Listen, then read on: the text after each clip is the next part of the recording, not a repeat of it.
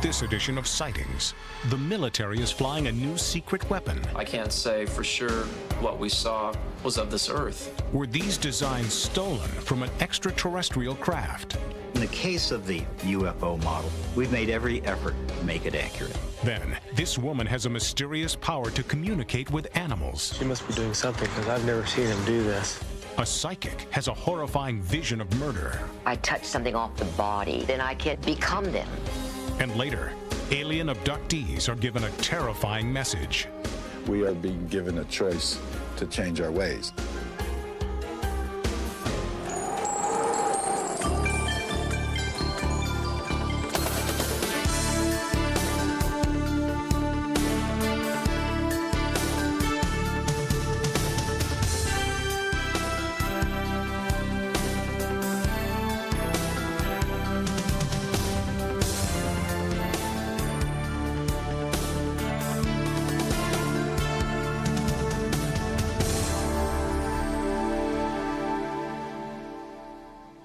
Welcome to Sightings. I'm Tim White. The wide open spaces of Nevada are the perfect testing ground for the U.S. military's top secret weapon systems and aircraft. So it's not unexpected that people who live there often report seeing unidentified flying objects. But the UFOs that have been sighted most recently are unique. You could see that it was definitely a spheroid-shaped object, and that it was surrounded by this very energetic field that would lag behind the maneuvers that it would make. We stopped on this ridge, and my partner looked at me. His eyes were as big as fish bowls, and he motioned for me to look back over our shoulders to the east. I can't say for sure what we saw was of this Earth. Area 51, Dreamland, Groom Lake. This UFO-rich area has many names, unless you talk to the military. Despite high-level leaks about top-secret aircraft testing here, with codenames like Aurora and Black Manta, the Pentagon continues to issue their standard denials, even to Congress. Every time that there's a story about Aurora or the TR-3A Black Manta in Popular Science or the New York Times or something else, Congress calls the Pentagon on the carpet and says, what's the deal? They want to know if these planes exist. And every time they've asked about those planes, they've been told there is no such thing. The military has established a pattern of denial concerning these highly capricious wild aircraft, beginning in the late 50s and continuing to this day. The pattern of denial started with the U-2. In the 50s, sightings of strange cigar-shaped craft were followed by leaks about a new spy plane, codenamed U-2.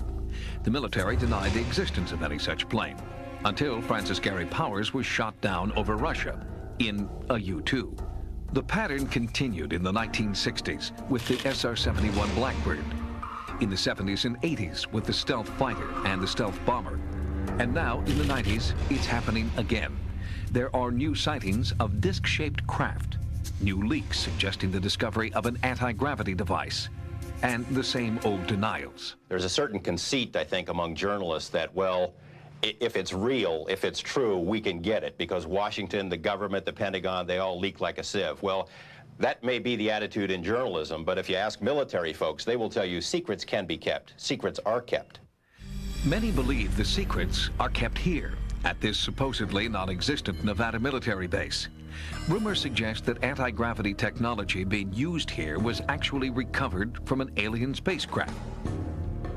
I think there's a strong possibility that we have recovered some sort of alien technology and are trying to incorporate that into military programs. In an attempt to penetrate the security net around Area 51, investigators Michael DiGregorio and Roger Johnson pedaled a backcountry route. Suddenly, a series of red-orange objects flared out across the sky.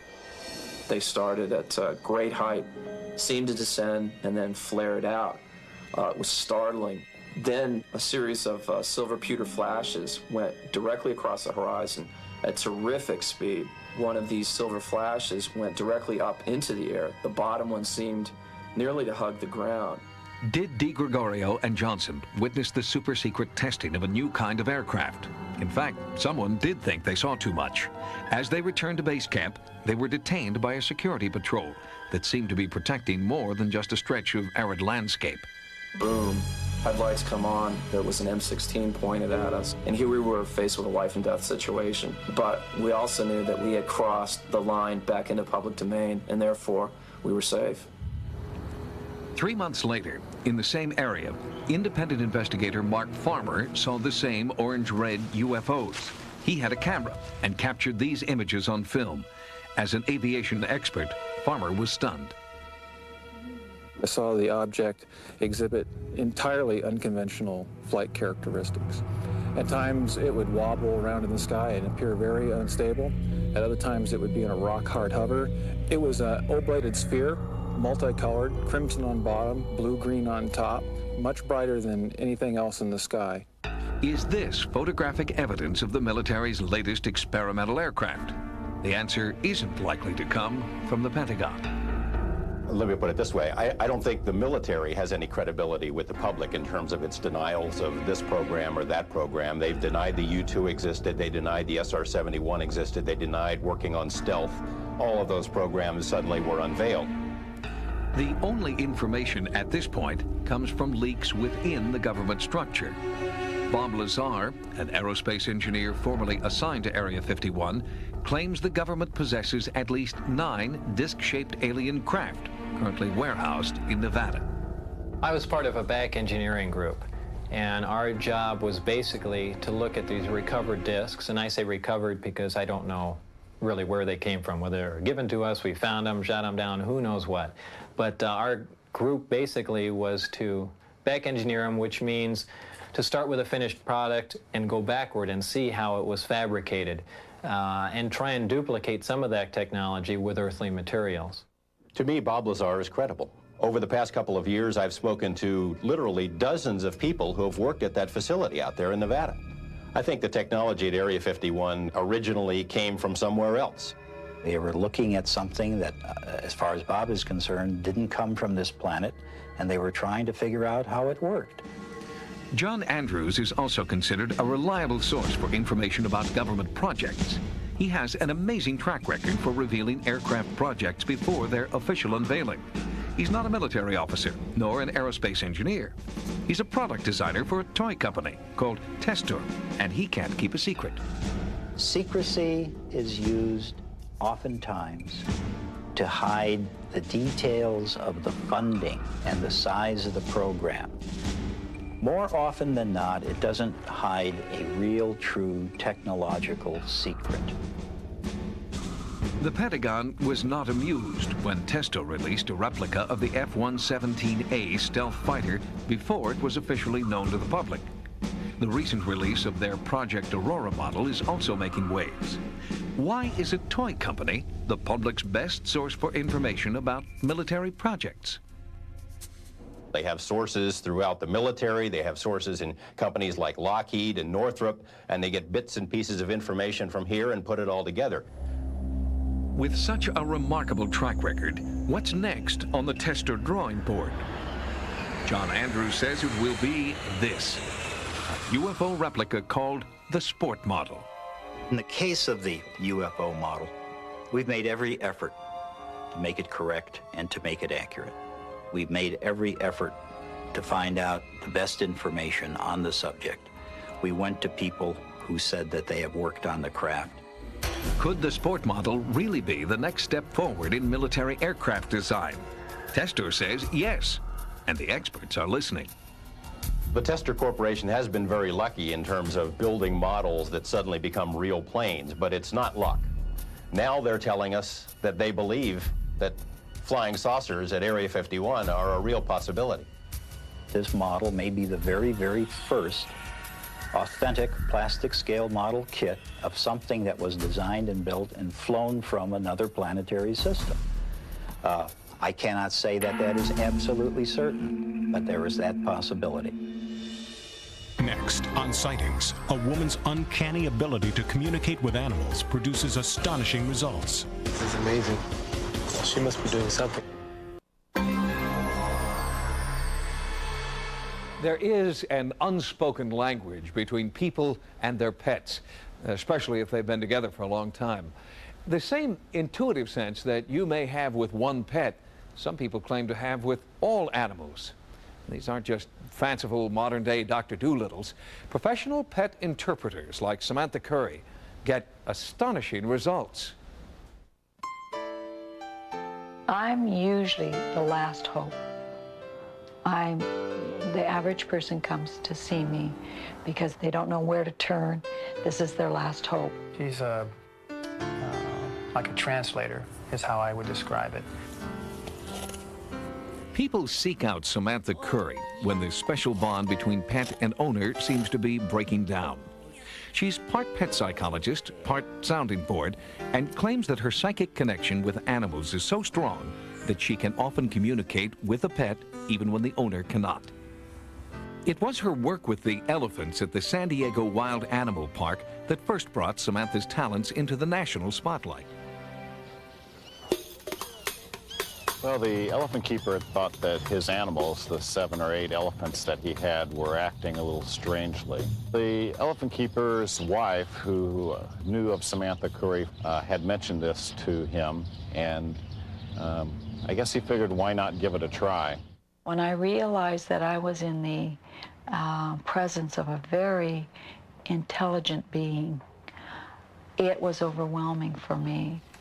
Zookeepers were astonished that Samantha knew things about the elephants which were not public knowledge, including the recent death of one of the herd. When it died, they took the body and they moved the body away. The elephants didn't even get a chance to touch that body or that form. The elephants at the animal park had never participated in this type of mourning ritual, and Samantha told their zookeeper that this was the source of the problem.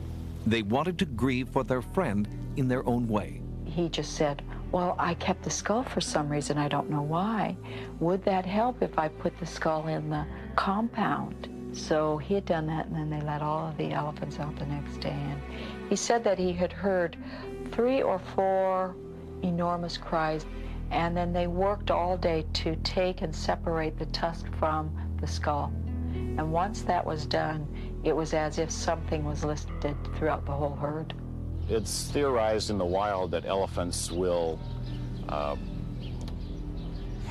through kind of a grief period, and they'll even pick up bones of elephants that have died and carry them with them. Just a chance to kind of recognize that they're not here anymore, pay their respects, I guess is how we put it in human terms. How did the elephants communicate with Samantha? She believes that animals transmit thought with pictures instead of words, and that she is sensitive to receiving those pictures. It's almost like going back to being in kindergarten. You see the flashcards and the picture of the boat and then the word the boat. By the time you get into 1st or 2nd grade, that word represents the visual impression. And Samantha uses the same kind of word pictures to talk back to her clients, like these thoroughbred show horses in Del Mar, California. These horses are working professionals, and their owners have a big stake in their success. She turned around and started telling me things about the horse that only I, as the rider, would know about. Toby's a jumper.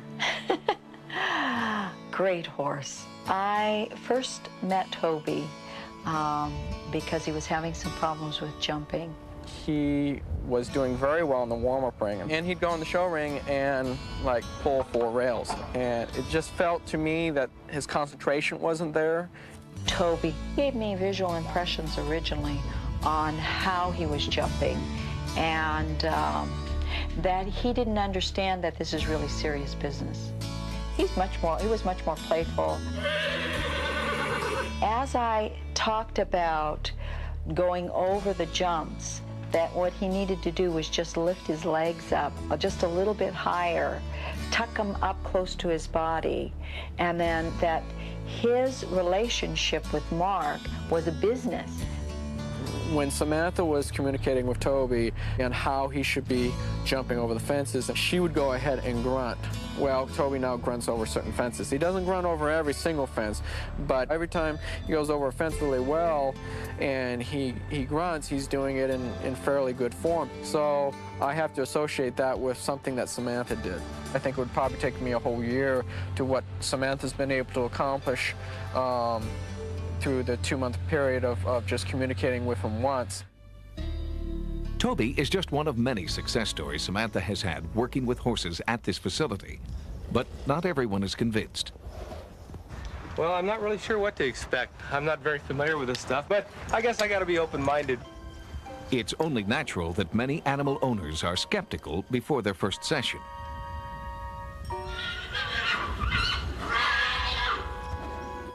Diamond has recently become unruly, refusing to trot properly. After his owners went through the usual course of behavioral specialists, they decided to try something different. This is amazing. Well, she must be doing something, because I've never seen him do this. I've never seen him gait naturally like he's done here. I've never seen him do that. And that was one of his deficiencies, is he doesn't foxtrot like he's supposed to. Although Samantha consults with many professional animals and their trainers, the bulk of her work is with family pets. After 30 years of practice, Samantha has successfully brought thousands of pets and their owners closer together. But for client Julie Ritter, better communication with her dogs brought some surprising revelations. I was kind of wondering if something ever happened to the marriage, I wasn't expecting it, and I had to split up the 10 dogs, who would go with who? Julie brought her dogs to Samantha and asked her to interpret their preferences. One dog gave an answer that just didn't make sense at first. So we come to Scruffy. I said, well, who would you go with? She said, I'd go with the little boy. I don't have any kids. So I said, what little boy? And she said, well, the little boy that lives next door. Well, where am I? And, well, you're at church.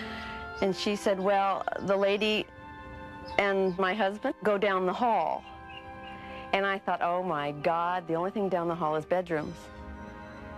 And I went, oh my gosh, you're having an affair while I'm at church. And I started to laugh. I mean, the whole thing was hysterical. I'm talking to this lady with her eyes closed and dogs running around. And the irony is, we continued to work on the marriage, but ultimately it did die. And he married her, and the dog slept on the little boy's bed. Samantha believes everyone has the ability to communicate with animals using word pictures. It takes time and practice, but the rewards can be great. All the visual pictures are on in the brain, and then as you magnify and align your emotion with that visual, then the animal can understand you. If this is the key that will unlock the mystery of human-animal communication, Samantha Curry says we will all benefit from a more humane world.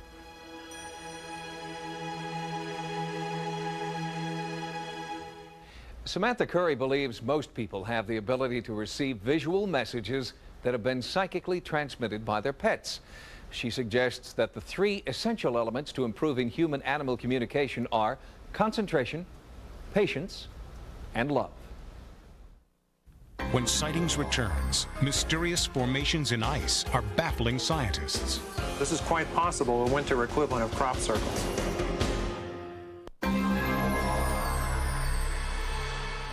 Crop circles are part of a larger paranormal phenomenon called UGMs, unusual ground markings. A recent study found that 53% of all UGMs are made in wheat. But there are also enigmatic markings in oats, corn, and ice. Ice circles are extremely rare, so sightings in the northeastern U.S. are drawing a lot of attention.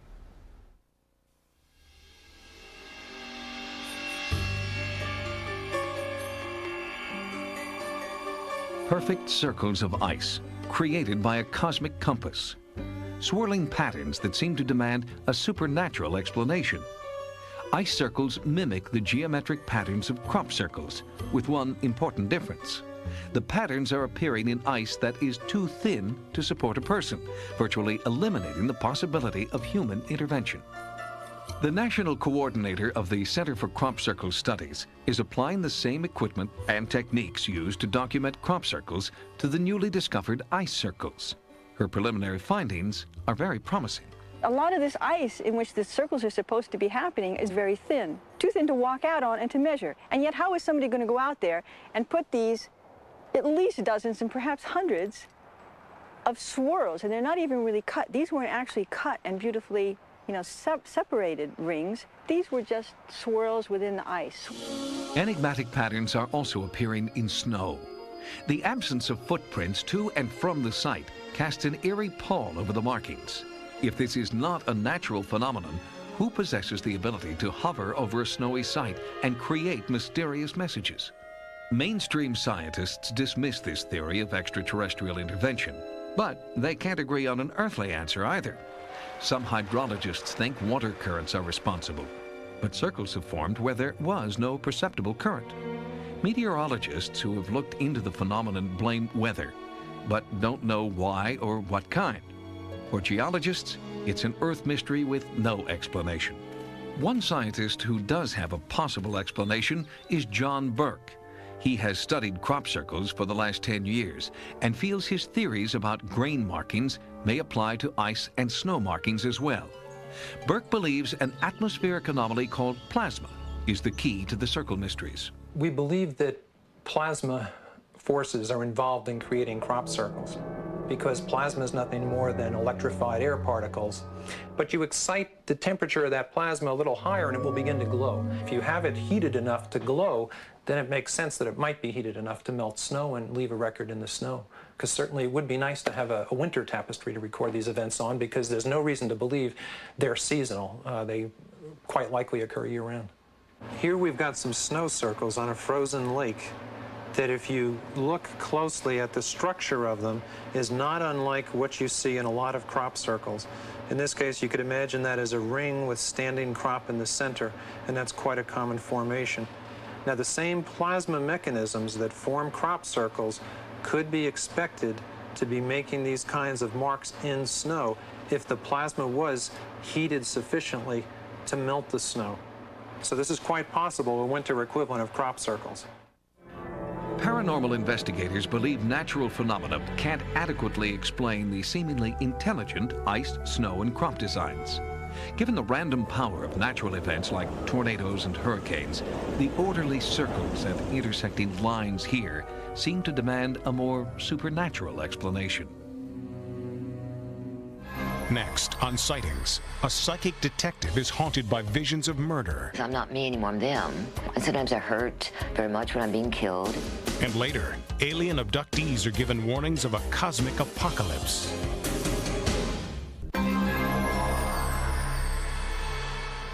In case after case, police officers have reportedly solved puzzling crimes by operating on hunches and intuition. It's called blue sense. But when hunches and intuition don't pan out, more and more law enforcement agencies are turning to psychic detectives as a last resort. Noreen Renair sees things no one should ever have to see. She feels things no one should ever have to feel. Noreen Renair is a psychic detective who believes she has the ability to put herself into the role of killer, accomplice, or victim. It was like stepping on the moon once I entered into this. And it was just, I could touch a ring or watch, and I could see pictures in my head. Noreen became aware of her psychic gift by accident. At the age of 30, Noreen was working in public relations when she was asked to represent a female psychic. Reluctant at first, Noreen became fascinated with her new client. She just sort of did something on me and told me about some body scars and some things about me that there was just no way somebody could have told her. So then my mind started thinking, well, if she can do this, how can she do this? Noreen spent several years developing her psychic ability before she began offering her unique services to law enforcement. Over the past 15 years, she claims to have had many successes, including one unsolved case in which her psychic vision led to the arrest and conviction of 3 murderers. The double murder occurred on May 15, 1986, in this quiet neighborhood just outside of Albany, New York. One moment, Jake and Dora Cohn were settling in for the night.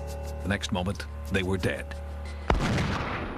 They were 72 years old, retired couple, living in a middle-class, maybe blue-collar neighborhood. And one night they were shot dead in the head. We had no physical evidence whatsoever, no weapon. We had 2 bullets laying at the scene, empty shell casings, and that was it. After 4 years of investigation, the police were no closer to solving the brutal murders of Dora and Jake Cohn. They'd exhausted every lead, and more recent crimes forced the unsolved Cohn case onto the back burner. But the Cohn's 2 children weren't ready to give up. They sought a different kind of help. The family came to us and recommended that we use a psychic in this case. The family wanted Noreen Renier. They'd read about her impressive track record and hoped Noreen's psychic ability would help crack their case. I don't really need to meet everybody. I just need to touch something that was on the victim. I touched something off the body. Sometimes it was worn with them when they were killed. I touch it and I can become them. The technique is called psychometry. By handling personal items found on the victims, Noreen believes she can psychically step into the crime scene and see what actually took place. They sent me some, a bloody shoe and a bloody pair of glasses. One was from Dora and one was from Jake. And then they called me and I tuned in and described what both people look like alive.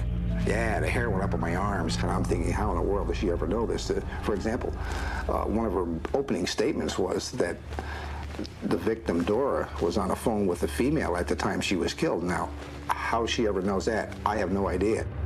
Detectives traveled to Noreen's Florida home for a more in-depth session. They watched in amazement as Noreen entered a trance state and seemed to become Dora Cohn right before she was murdered.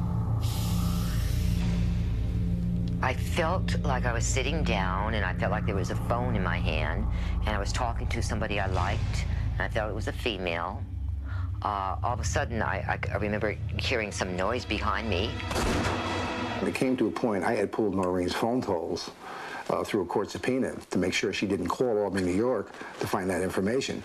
I mean, there was a tremendous amount of information that she was totally 100% accurate in. She had mentioned that a member of the family had brought the killer to the house on numerous occasions and that the killer had eaten dinner there. In her trance, Noreen felt a connection between Dora's grandson and the killer. And I was very surprised and shocked that this person was here. He shot me, and I don't know if I get up when he shoots me again, but I know I'm on the floor, and my back seems to be hurting me a great deal. And I'm on the floor, and I die. Noreen's revelation about the grandson's involvement shocked Lieutenant Krolak. He'd harbored similar suspicions since he first began investigating the case. After 20 years on the force, Lieutenant Krolak feels he's developed his own brand of psychic ability. He calls it intuition. But a cop's intuition isn't always enough. That's where Noreen comes in. People think that I can do this forever and ever. I work very few police cases because it exhausts me so terribly that day, that whatever day I worked, and the next day I'll be drained. Long days of reliving brutal crimes, tracking missing children, finding bodies. Sometimes, Noreen says, the horrific visual images stay with her for days. That was certainly the case with Noreen's work on the Cohn murders. Even though she never visited the crime scene, Noreen was haunted by one particular face. Her psychic visions were overwhelming. We brought down 10 photographs. She looked through the 10 photographs, put a few aside, went back and looked at them again, and then picked up the 3 that she put aside. Put one aside and said, this is the shooter, this is the killer. Took another one, put it aside, said, and she believes this is his associate. Picks the 3rd one, who turns out to be the grandson, and said he was part of this. She was accurate on all 3. In a sad twist of fate, Noreen had pointed to the son of the woman who had originally hired Noreen to work on the case. I know that she put us in a direction that we've overlooked. The alibi, the grandson looking into him deeper, certain other bits and pieces that she gave us that opened our eyes to something else. Lieutenant Krolak admits that without Noreen's help, the Cohn case may never have been solved. It's not my work, it's my life. Anything they want me to do, I'll try. I feel like I'm just sort of a tool. They use other tools. I'm just one of the tools they use to get more information to find the bad guys. The shooters, Keith Snare and Robert Charles Skinner, were both sentenced to 60 years in prison without the possibility of parole. James Mariani, who was the Cohn's grandson, was sentenced to 40 years in prison without the possibility of parole. Noreen Renier continues to work as a psychic detective. Next on Sightings, alien abductees receive a terrifying message from their captors. We are apparently a malignancy at a cosmic level now. Perhaps the most controversial subject we investigate on Sightings is alien abduction. More and more seemingly credible people are coming forward, claiming that they've been abducted, probed, and manipulated by aliens. And now there's a new pattern developing. Supposed abductees are returning from their experiences with a cautionary message for us all. There's a new, frightening chapter in the abduction story. Many abductees are claiming that their alien captors send them home with apocalyptic predictions about life on Earth. It's a terrifying conclusion to an already horrible ordeal. I'm on my back on the bed, and she's at the foot of my bed, and she's doing something to me. He had this flashback of being on this table, being surrounded by these beings. I don't know what she was doing. She had some sort of an instrument in her hand. Little gray guys with big dark eyes, and one of them's putting a needle in my neck. Until recently, the story would end there. But now abductees are returning with more than horror stories. They feel they are intergalactic messengers who must deliver dire predictions. This new mission intrigues Harvard professor John Mack. This Pulitzer Prize-winning psychiatrist at Cambridge Hospital is now treating people he calls experiencers. In his new book, Abduction, Mack presents 13 case histories. I thought this is crazy. I mean, I thought this is not possible. I'd seen many, many cases and worked for 2 years before I said, look, there's a mystery here. I can't explain this. There's something like what they're saying seems to be happening to them. You actually have seen them in your room in bright sun daylight. What did you see? Currently working with over 100 patients, Dr. Mack's clinical approach gives abductees a chance to talk openly about their experiences.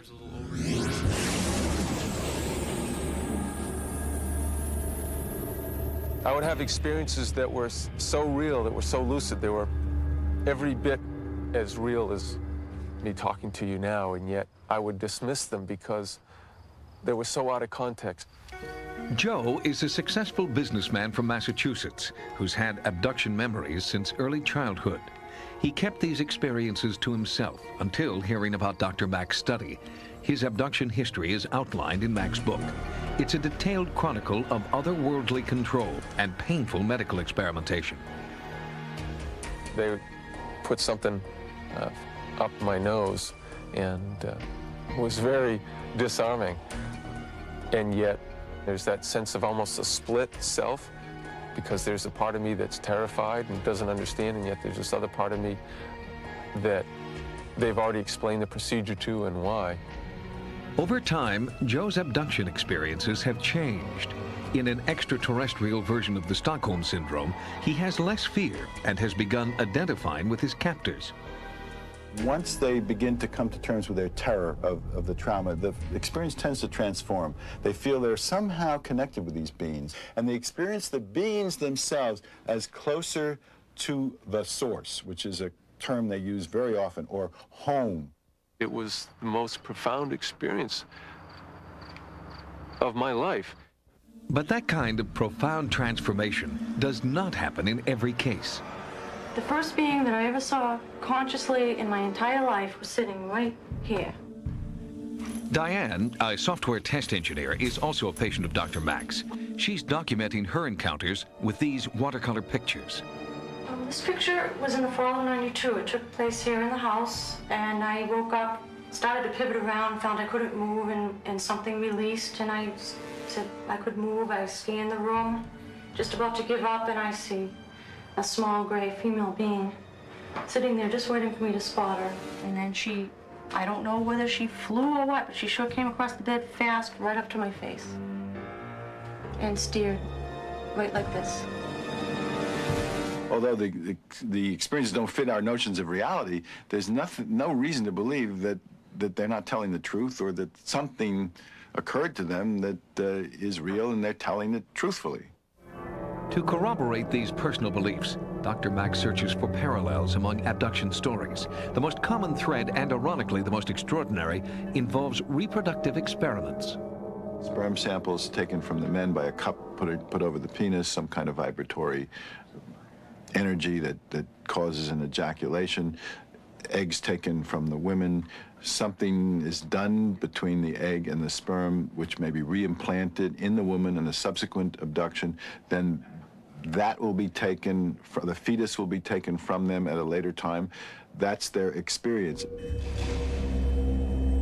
I flew out the window like a sucking, vacuumed out feeling with all the air pushed out of me.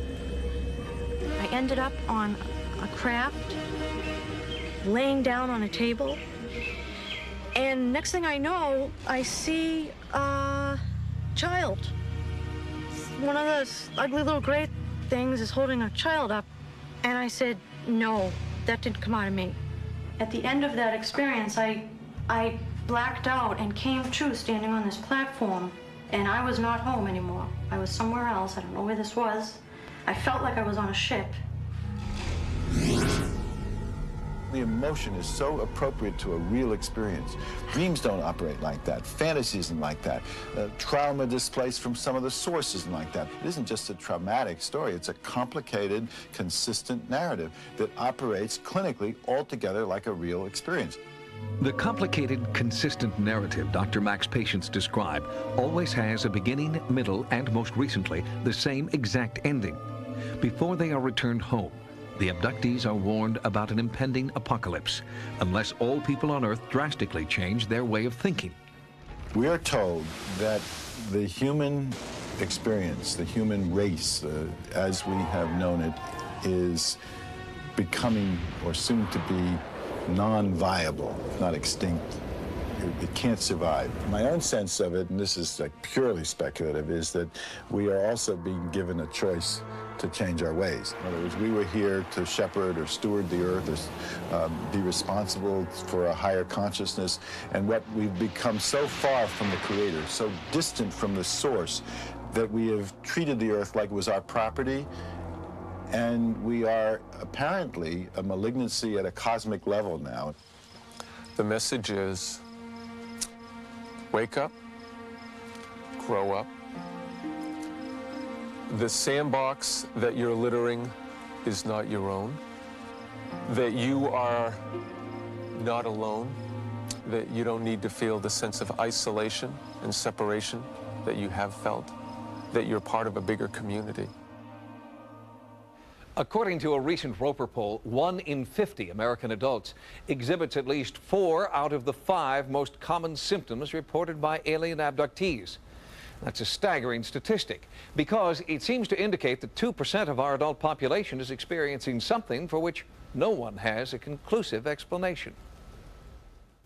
Next, is NASA hiding a startling discovery? NASA knows more about anomalous structures on Mars, possible extraterrestrials, that they're not telling us about. In 1976, the Viking mission to Mars sent back the first high-resolution photographs ever taken of the Martian surface. And since then, 2 additional missions have attempted to get even closer, but both have failed. In 1990, a Russian Mars probe named Phobos disappeared. And in 1993, a U.S. probe, the Mars Observer, met a similar fate. The unmanned Mars Observer carried some of the most sophisticated equipment ever sent into space. The Observer's mission was to conduct a comprehensive photographic survey of Earth's nearest planetary neighbor, Mars. But while on approach to the Martian surface, the Observer failed. Curiously, one area the probe was supposed to be photographing at the time was a controversial region called Cydonia. Pictures taken in 1976 seem to show artificial structures in this area. Just when the observer seemed to be moving in for a closer look, NASA said, technical malfunction, no more pictures. It's quite possible that NASA knows more about anomalous structures on Mars, possible extraterrestrials, even structures on our moon, that they're not telling us about. There is sufficient evidence to indicate that some of the objects on Mars may possibly be artificial. NASA's position is that nothing has been constructed on the surface of Mars. The face and pyramids that appear in the 1976 pictures are just tricks of light and shadow. But these computer-enhanced 3D images seem to disprove NASA's claims. They show that the face on Mars is clearly visible, no matter where it is in relation to the Sun. I was quite interested with the first photos and release of the face on Mars. But particularly, I thought it was interesting the pyramidal structures. That some of these pyramids appear to have even a central stairway running up and down them. The more we look at these structures, the more we can see that there's something amazing here. Some researchers believe that NASA is withholding important photos and data taken in the Cydonia region. They suggest NASA created the observer malfunction story to hide what could be the greatest archaeological discovery of all time. If some people want to go far beyond the edge of what's accepted in terms of imagery, see patterns on the rocks of Mars or on the Moon or in the rings of Saturn, my view to that is mazel tov. Go ahead, do it. Try it out. Make your proposals. Stan McDaniel is a retired professor who has conducted an in-depth study of the Mars structures. He is intrigued by the seemingly deliberate placement of the face in relation to the pyramids. These objects, if you measure carefully from the tops of the 5 that surround this city square point, you find an almost perfectly symmetrical pentagon. If NASA does have new information about these reportedly artificial structures on Mars, why are they hiding it from the public? An advisory report from the Brookings Institution, a Washington, D.C.-based think tank, may hold the answer. There is a section on what might occur if evidence of extraterrestrial existence was found on other planets. They said that NASA or the government might want to consider keeping the information from the public. The reason being that it could cause widespread social unrest and possible deterioration of government control. The official NASA position is that there is no cover-up. They insist Mars Observer suffered a catastrophic electrical failure, rendering it inoperable. It did not lose transmission. They turned it off. And they turned it off after the instructions for going into orbit had been uploaded to the spacecraft. It was possible then that the spacecraft would go ahead, follow out those instructions, and go into orbit. Before we start saying how these rocket scientists messed up, and they did mess up, we have to keep realizing just how tough these projects are. That we're doing things out there in space every time we do it that no one even thought was possible a few years or decades ago. These are really incredibly tough missions to accomplish. The debate may end in 1996, when NASA plans on launching a new Mars probe. This may be the second chance ufologists are hoping will prove the existence of an ancient civilization on Mars. In addition to the formations on Mars, one research group is studying what appear to be strange structures on the surface of the Moon. This photograph of the lunar surface shows 2 geometric shapes. The circle could be a crater, but the triangle seems unlike any other naturally occurring formations that we know on the Moon. If you've had a paranormal experience, call the Sightings Hotline at 1-900-933-SIGHT. That's 1-900-933-7444. Each call 65 cents a minute. Average call lasts 3 minutes. Sightings is also online. Our email address is sightings@aol.com. On the next edition of Sightings, scientists close in on Bigfoot. It's a very tough task to find one of these things. I think we're the people who are going to find one. A paralyzed boy prays for death. There's definitely I was possessed. And is saved by the light. I came back and I was a different man. Then, alien abduction. Could you be next? I know something has happened to me, but I was in extreme denial. Until next time, remember, no mystery is closed to an open mind. For Sightings, I'm Tim White.